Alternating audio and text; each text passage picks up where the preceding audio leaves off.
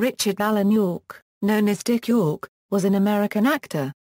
He is best remembered for his role as the first Darrin Stephens on the ABC television fantasy sitcom, Bewitched. His best-known motion picture role was as a teacher Bertram Cates in the 1960 film Inherit the Wind.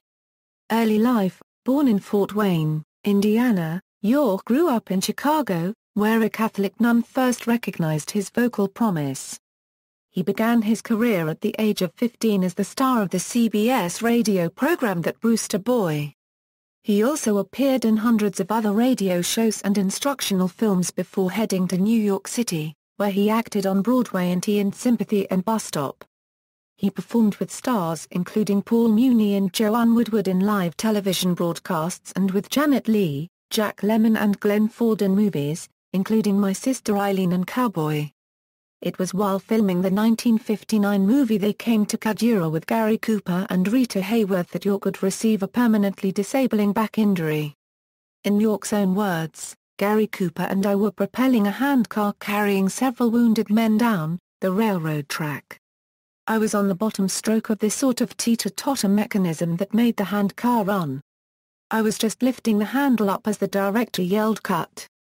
And one of the wounded cast members reached up and grabbed the handle. I was suddenly, jarringly, lifting his entire weight off the flatbed, a €180 pounds or so. The muscles along the right side of my back tore.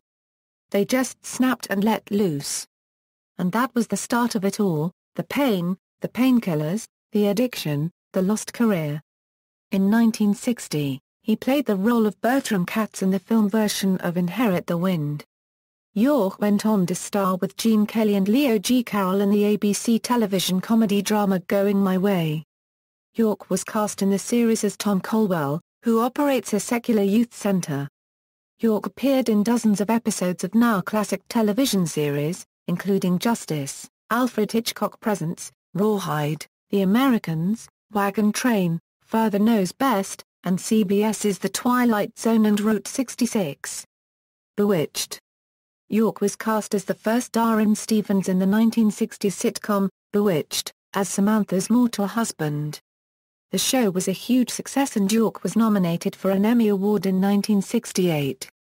Because of his back injury, which sometimes caused him to seize up in debilitating pain in later years, the scripts for some of his final episodes on Bewitched were written around his being in bed or on the couch for the entire episode.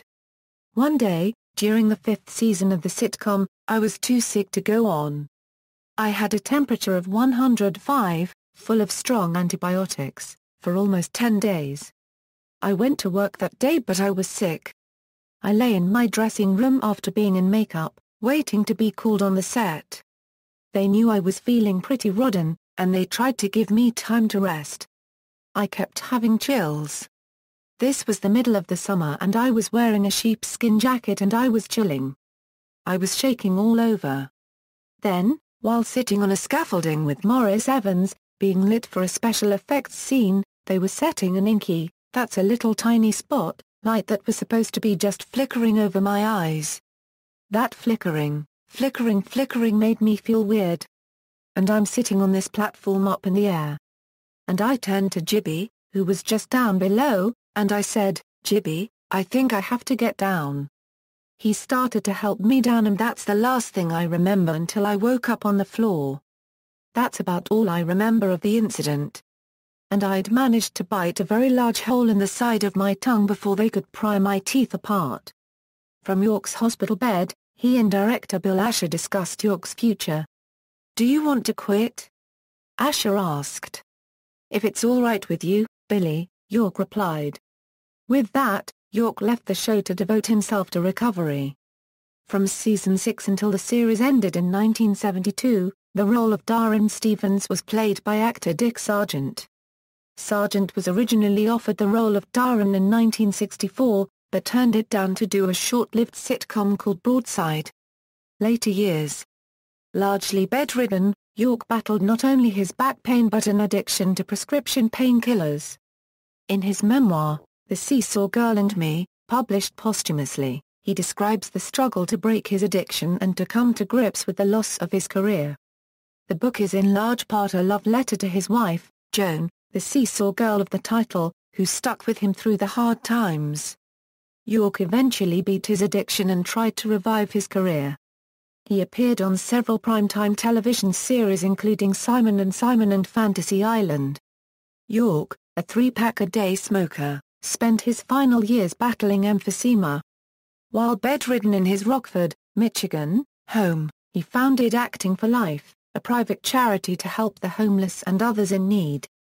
Using his telephone as his pulpit, York motivated politicians, business people, and the general public to contribute supplies and money. Despite his suffering, York said, "I've been blessed. I have no complaints.